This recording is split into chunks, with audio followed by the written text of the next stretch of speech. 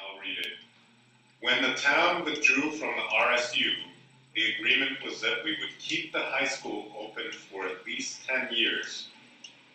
With very few Wiscasset students in the Wiscasset High School, would you consider closing it and tuitioning the students out? And that'll go to Mrs. Colby. How did I guess that was going to come to me? Okay. When we withdrew from RSU 12,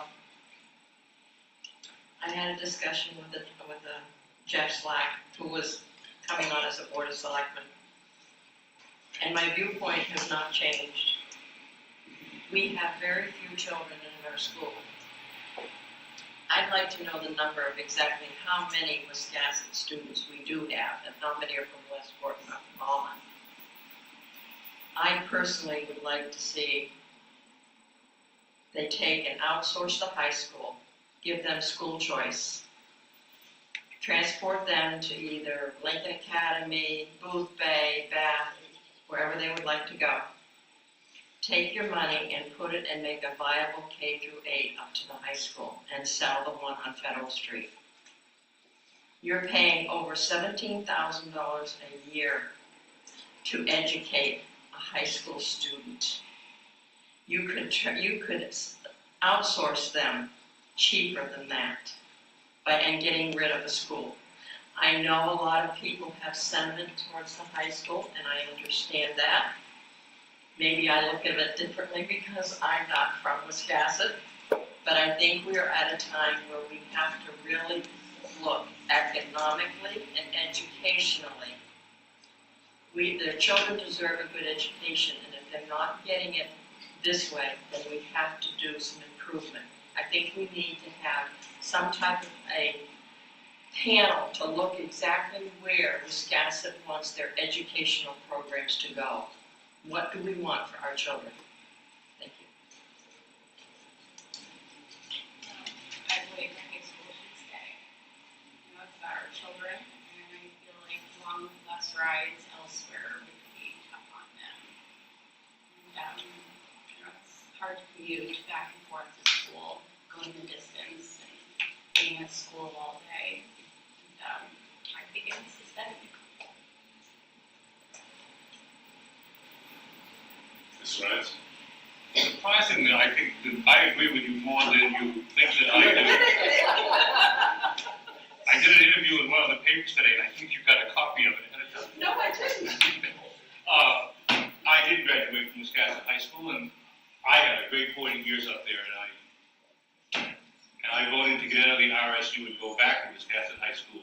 I really was hoping that it would become a success, but it doesn't seem to be doing that. My suggestion to the paper was that sometime later in the summer, the Board of Selectmen maybe should have a public hearing, a forum or something, and get some input from the townspeople as to what direction they might want to go to, which might lead to a vote on the issue itself.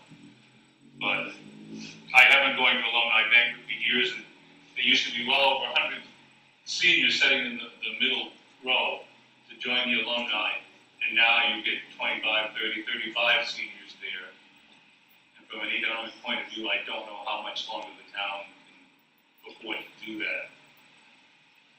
Nobody wants to cut services, but we do have to look in that direction. And the schools is probably one of the better, unfortunately, the high school to at least look at.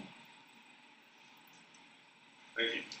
So when Peregrine Technologies gets that big DoD grant and they bring all their engineers to town, those people are going to go to work here and they're going to buy houses someplace where their children can go to school. And they're not going to choose a town that doesn't have a viable school system. And I can tell you that we have an excellent school system. We do have low enrollment. We have dwindling enrollment, but so does every other town in the state of Maine. This isn't a Wiscasset issue. Sending our kids down the road isn't going to solve it. I would be open to researching the question of whether or not there would be a cost benefit to closing the high school and tuitioning out students. I hazard to guess that there would not be. It is not as simple as a cost per pupil amount because of really high special ed and special service fees. So So while you can't say that every student costs $17,000, that's not the case. We've got some students who cost over $60,000, and then others who, I'm not even sure how you would tally up the amount. The one sitting in my classroom hardly cost anything. You can't just make decisions based on an idea or a guess, and that's what happened when we withdrew from RSU 12. And it didn't have to be that way. Ed Polovarchik was shouting it from the rooftops. If we make this decision, it's going to cost us $2.7 million, and it did. We knew that. It was not a surprise. One had to just look at the EDU 279 form. I was so excited about it, I built a website. It was called seeforyourselfwiscasset.com with links to all of the numbers. We didn't have to cost that money for our town. We did. Now we're putting the pieces back together. Before we make another decision, my God, we have to research it, because if we close the school and then it turns out we're going to spend more money tuitioning our kids out to some substandard education or something that doesn't belong to us, we're going to be really sorry again.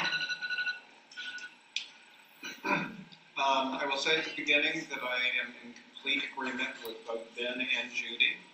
I think it's an issue that needs to be looked at.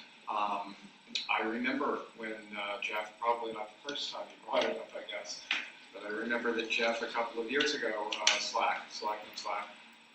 brought the issue of tuitioning out 9 through 12 and moving the primary and middle school to the existing high school building. On the face of it, he made a very good argument.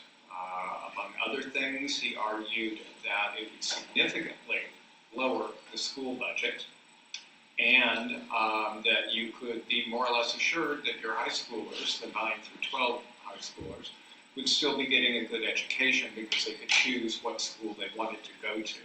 And it would cost the town less money than running all three groups of schools. I haven't done the economic research on that, so I don't know that that's a fact. But I believe that Jeff did do some research, and I think he probably knows what he's talking about.